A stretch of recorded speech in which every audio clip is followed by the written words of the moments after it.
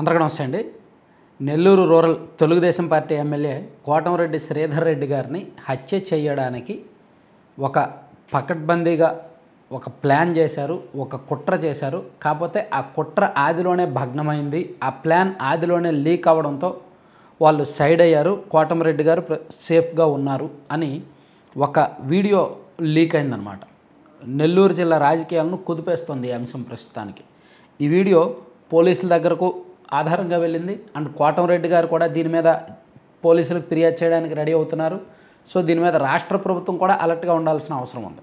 ఎందుకంటే ప్రస్తుతానికి రాష్ట్రం మొత్తం మీద పోలీస్ శాఖలో కావచ్చు, ఈవెన్ పొలిటికల్ వర్గాల్లో కావచ్చు, ఇంటర్నల్గాను అండ్ బహిరంగంగా కూడా ఈ శ్రీకాంత్, అవిలేల శ్రీకాంత్ పేరోల్ విషయం సంచలనం సృష్టించిన సంగతి మనందరికీ తెలిసిందే.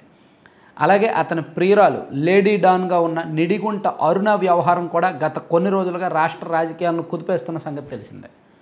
సో నిజానికి శ్రీకాంత్ని బయటకు తీసుకురావడానికి కోటంరెడ్డి శ్రీధర్ రెడ్డి గారే పెరోల్ కోరుతూ లెటర్ ఇచ్చారు.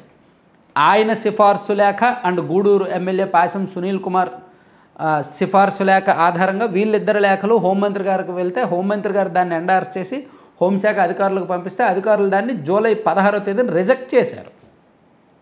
సో అంటే ఈ పేరోల్ మీద ఆయన బయటకు రావడంలో ఈ ఎమ్మెల్యేల పాత్ర లేదు అనేది స్పష్టం. కానీ ఈరోజు ఒకసారి మీరు బయటకు వచ్చిన లీక్ అయిన వీడియో ఒకసారి చూడండి. చూసుకోండి. రేపొద్దున చూసుకోండి.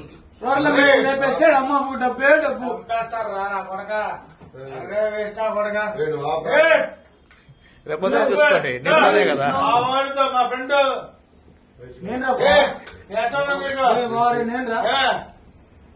ఎన్ని స్టేషన్ రాలేదు, ఎన్నిసార్లు రాలేదు, ఎన్నిసార్లు పడగలేదు నేను నీకోసం. సో ఈ పక్కన వీడియో ప్రకారం మనకు తెలుస్తుంది ఏంటంటే వాళ్ళు ఇంటర్నల్ అంటే వాళ్ళు ఎవరనేది కరెక్ట్గా నాకైతే తెలియదు. నెల్లూరు జిల్లాకు చెందిన వాళ్ళు, సూళ్ళూరుపేట నియోజకవర్గానికి చెందిన వాళ్ళు కొంతమంది ఉన్నారు. సో వాళ్ళు మాట్లాడుకుంటున్న లెక్క ప్రకారం కోటంరెడ్డిని లేపేస్తే డబ్బే డబ్బు అన్నట్టు చెప్తున్నారు. సో దీని మీద ఆ జిల్లా రాజకీయ వర్గాల్లో వినిపిస్తున్న మాట ఏంటంటే రాష్ట్రంలో వైసీపీలో ఉన్న ఒక కీలక ముఖ్య నేత ఒకరు కోటంరెడ్డి శ్రీధర్ రెడ్డి గారిని లేపేయడానికి ఇలా కొంతమందిని పురమాయించారని, నిడిగుంట అరుణాకే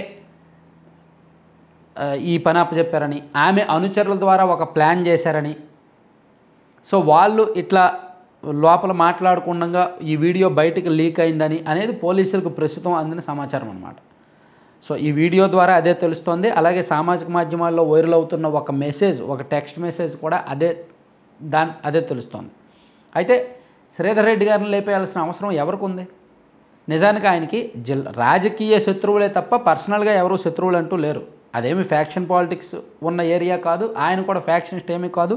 కుటుంబ గొడవలు, పర్సనల్ గొడవలు ఏమి లేవు. రాజకీయంగా కొంతమంది శత్రువులు ఉంటారు. అది సాధారణంగా రాజకీయాల్లో ఉన్న ఈవెన్ వార్డు మెంబర్కైనా రాజకీయ శత్రువులు సహజమే.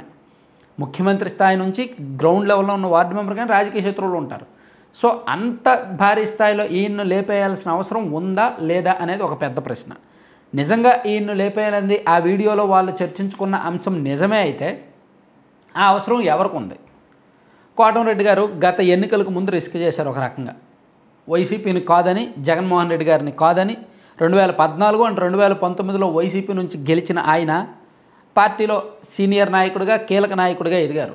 పార్టీలో ఈవెన్ టాప్ లీడర్స్లో ఆయన కూడా వన్ ఆఫ్ ద మాస్ లీడర్గా ఉన్నారు. అటువంటిది 2024 ఎన్నికలకు ఒక 16 నెలల ముందు ఆ పార్టీని ధిక్కరించి బయటకు వచ్చి ఎన్నికలకు ఒక 5 నెలల ముందు అనుకుంటా తెలుగుదేశం పార్టీలో చేరి టీడీపీ తరఫున పోటీ చేసి మంచి మెజార్టీతోనే గెలిచారు.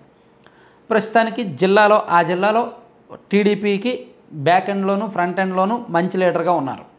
సో పార్టీ వ్యవహారాలు చూసుకుంటున్నారు, ప్లస్ క్యాడర్ను కూడా కాపాడుకుంటున్నారు. తనతో పాటు వైసీపీలో యాక్టివ్గా పనిచేసిన చాలామంది క్యాడర్ను కూడా టీడీపీలోకి తీసుకొచ్చి వాళ్ళకి ఎక్కడ ఇబ్బంది లేకుండా చూసుకుంటున్నారు. అంటే ఎటువంటి కాంట్రవర్సీస్ లేవు. ఇంటర్నల్గా కొన్ని వ్యవహారాలు ప్రతి పొలిటీషియన్కి ఉన్న వ్యవహారాలు ఉన్నాయి తప్ప, చిన్న చిన్న వ్యవహారాలు ఉన్నాయి తప్ప ఎవరితో కూడా కాంట్రవర్సీ, పెద్ద వివాదాస్పదాలు లేదా వివాదాలు, పెద్ద శత్రుత్వాలు అంటూ లేవు. పెద్దగా ఆయన ఎవరిని ఛాలెంజ్ చేసింది కానీ గొడవలకు వెళ్ళిన తత్వం కూడా కాదు.